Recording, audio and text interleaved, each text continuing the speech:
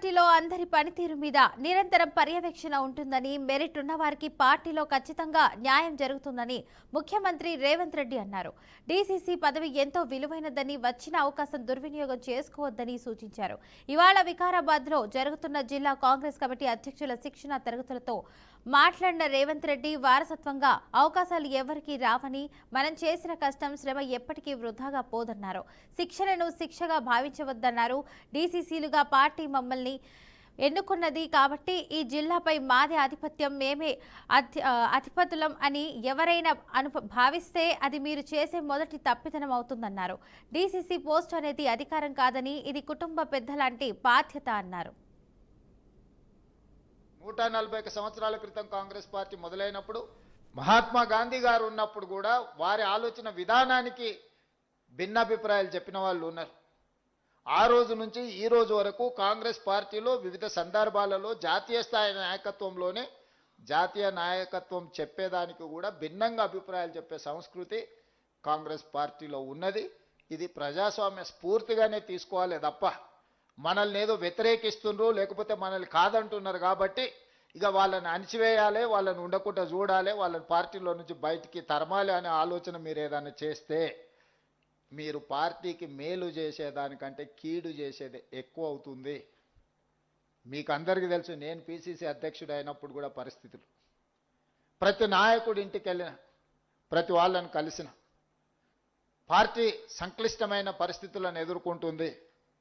మీకంటే వయసులో అనుభవంలో చిన్నవాడినే అయి ఉండొచ్చు, కానీ పార్టీ నాకు ఒక అవకాశం ఇచ్చింది, మీరందరూ సహకరించండి, అందరం కలిసి కొట్లాడితే తప్పకుండా మనకు మంచి రోజులు వస్తాయి అని చెప్పి ప్రతి నాయకుడి ఇంటికి వెళ్ళి కలిసిన, ప్రతి ఒక్కరికి పార్టీ బాధ్యత తీసుకున్న వాళ్ళను ప్రభుత్వంలో భాగస్వాములను చేసినాం. ఈరోజు 67 మంది కార్పొరేషన్ చైర్మన్లు అయ్యిండ్రు అని అంటే పార్టీ బాధ్యత చేసిన వాళ్ళని ఎతికి మరి వాళ్ళ కార్పొరేషన్ చైర్మన్లు, ఎమ్మెల్యే టికెట్లు, ఎంపీ టికెట్లు ఈరోజు ఇవ్వడం జరిగింది.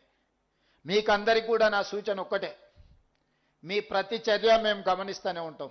ప్రతిరోజు మార్కులు వేయదు పార్టీ. మనం ఎంత బాగా చదువుకున్నా సంవత్సరానికి ఒకటేసారి పరీక్షలు పెడతారు. ఆ పరీక్షలల్లో మన రిజల్ట్ తెలుస్తుంది. మీకు కూడా మీరు ఏమనుకుంటున్నారంటే మేము ఏం చేసినా ఎవరు చూస్తలేరు, ఎన్నికల ముందల ఎవరో నాయకుడిని పట్టుకుంటే ఆ కోటాలనో ఈ కోటాలనో వస్తుందని. ఇక ఏ కోటాల్లో మెరిట్ కోటా ఒక్కటే ఉంది కాంగ్రెస్ పార్టీలో. మీరు ఆ మెరిట్ కోటాల పాస్ అయితేనే మీకు ఏదైనా అవకాశం వస్తుంది. ఆల్రెడీ ఒక మెరిట్ కోటాలో మీరు జిల్లా పార్టీ అధ్యక్షులు అయినరు. జిల్లా పార్టీ అధ్యక్షులు అవ్వడం అనేది మీకు ఎన్నో డోర్లు ఓపెన్ అయిపోయినాయి. ఇక్కడ ఉన్న వాళ్ళకి ఏమైనా ఉండొచ్చు, చాలా వాళ్ళు డబ్బులు ఉన్న వాళ్ళు ఉండొచ్చు, డబ్బులు లేని వాళ్ళు ఉండొచ్చు, లేకపోతే కులం ఉన్న వాళ్ళు ఉండొచ్చు, కులం కొంచెం చిన్న చూపు చూస్తారని బాధ కలిగేటోళ్ళు కూడా ఇక్కడ ఉండొచ్చు, నాకు తెలియదు. అన్నిటికీ మించిన కాంగ్రెస్ పార్టీ అధ్యక్ష పదవి మీ దగ్గర ఉంది, అది అన్నిటికంటే విలువైంది.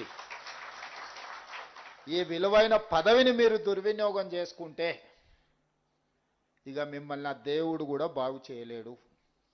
ఈ పదవిని పొదుపుగా వాడుకొని, పదవిని ప్రజల కోసం వినియోగించి, పదవిని కార్యకర్తల్ని సమన్వయం చేసుకోవడానికి వాడుకుంటే మీరు ఎమ్మెల్యేనో, ఎమ్మెల్సో, ఎంపీఓ, మంత్రో, ముఖ్యమంత్రో ఏ స్థాయికైనా మీరు ఎదగడానికి ఇది ఉపయోగపడుతుంది. ఇది తొలిమెట్టు మీ రాజకీయ జీవితంలో. జిల్లా పార్టీ అధ్యక్షుడు అనేది మీ రాజకీయ జీవితంలో ప్రతివాడికి ఒక కోరిక, ఒక ఆలోచన, ఒక పట్టుదల ఉంటుంది. కానీ అది చేరుకోవడానికి, అది సాధించుకోవడానికి చాలామందికి అవకాశాలు రావు.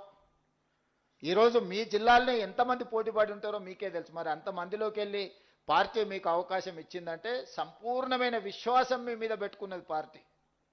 కాంగ్రెస్ పార్టీకి గతమే కాదు భవిష్యత్తు కూడా ఉన్నది. భవిష్యత్తు దేశానికి సంబంధించిన భవిష్యత్తు. ఈ దేశంలో కాంగ్రెస్ని, ఈ దేశాన్ని విడదీసి చూడలేము. ఈ దేశం యొక్క ఆత్మనే కాంగ్రెస్ పార్టీ. ఈ దేశం యొక్క ఆత్మను దెబ్బతీయాలని ఈరోజు భారతీయ జనతా పార్టీ లాంటి పార్టీలు కుట్ర చేస్తున్నాయి.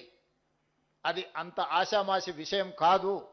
ఈరోజు పార్లమెంట్లో రాహుల్ గాంధీ గారిని మాట్లాడనివ్వకపోయినా, గాంధీ కుటుంబాన్ని అవమానించే విధంగా మాట్లాడినా, గాంధీ కుటుంబాన్ని అవినీతి ఆరోపణలతో ఈరోజు బీజేపీ అవమానించాలనే ప్రయత్నం చేస్తుంది.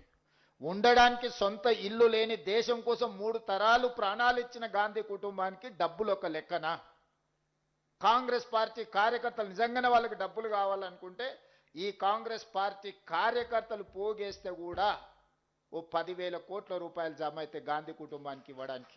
మనమందరం గాంధీ కుటుంబానికి ఒకవేళ ఆర్థిక అవసరాలు ఉన్నాయి అని అంటే తలా ఓ చెయ్యి వేస్తే తెలంగాణ నుంచి ఒక 1000 కోట్లు పోగేసి ఇవ్వగలిగిన శక్తి ఈరోజు కాంగ్రెస్ పార్టీ కార్యకర్తలకు ఉన్నది.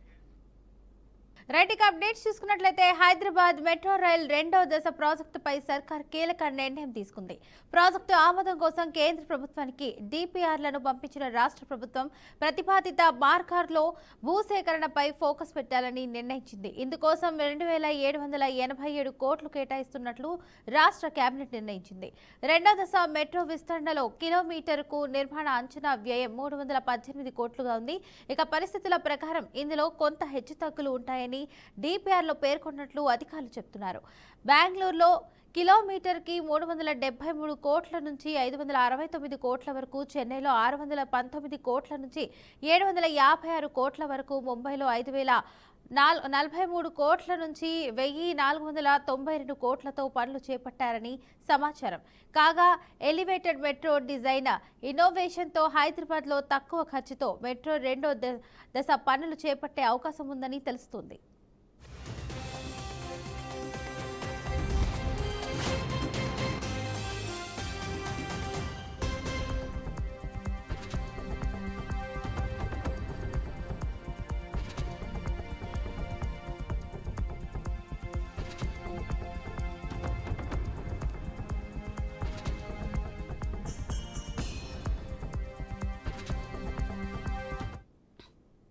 హైదరాబాద్ మెట్రో రైల్ 2వ ప్రాజెక్టుకు సంబంధించిన డిపిఆర్లకు భూసేకరణపై దృష్టి పెట్టింది ప్రభుత్వం. కేంద్రం నుంచి అనుమతులతో పాటు ఫైనాన్షియల్ అసిస్టెన్స్ వచ్చేలోపైతే భూసేకరణ పూర్తి చేయాలని నిర్ణయించింది.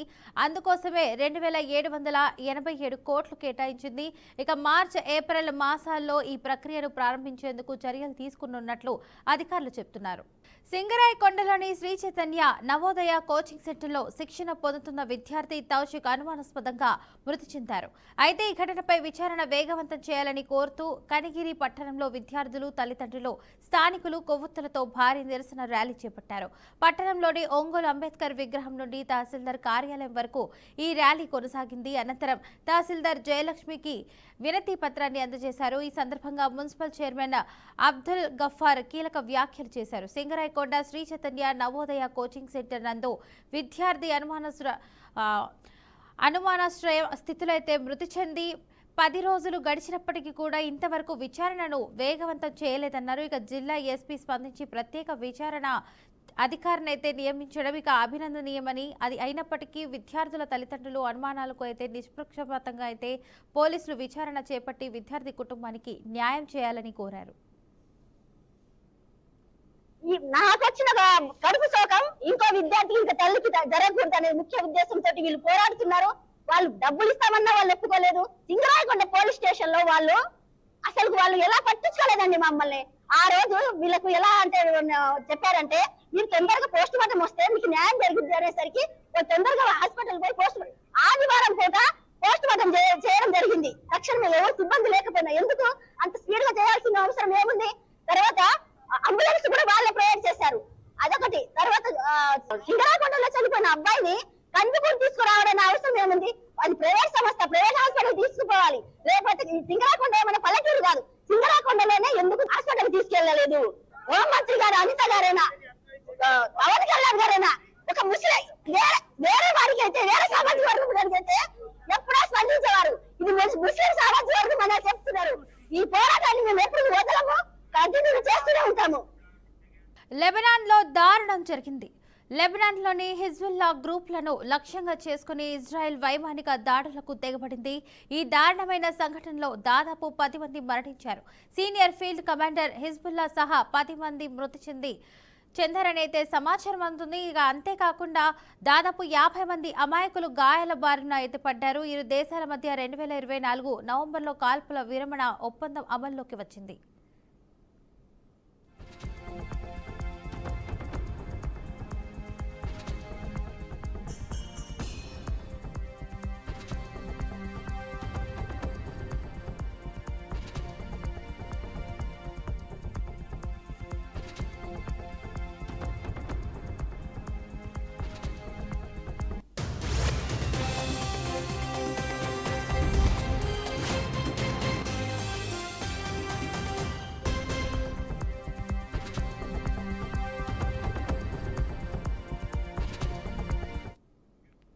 అయితే ఈ ఒప్పందం తర్వాత లెబనాన్ పైన ఇజ్రాయెల్ వైమానిక దాడులకు పాల్పడింది. ఈ తరుణంలోనే మీడియా సంచలన ప్రకటన చేసింది. 2024 తర్వాత ఇదే అతిపెద్ద వైమానిక దాడి అంటూ అంతర్జాతీయ మీడియా స్పష్టం చేస్తుంది. తమ దేశంపై దాడులకు ప్రణాళికలు చేస్తున్నారనే పక్కా సమాచారం ఇజ్రాయెల్కు వచ్చిందట. అయితే అంతకంటే ముందే రివర్స్ అటాక్ చేస్తున్నట్లు ఇజ్రాయెల్ స్పష్టం చేసింది. ఈ సంఘటనలో 10 మంది మృతి చెందడం గమనార్హం. మరి ఇజ్రాయెల్ వైమానిక దాడి చేసిన తరుణంలోనే లెబనాన్ ఎలా రియాక్ట్ అవుతుందో చూడాలి. తిరుమల వెంకటేశ్వర స్వామి దర్శనమైన ప్రసాదమైన సెంటిమెంట్ అని హోంమంత్రి అనిత అన్నారు.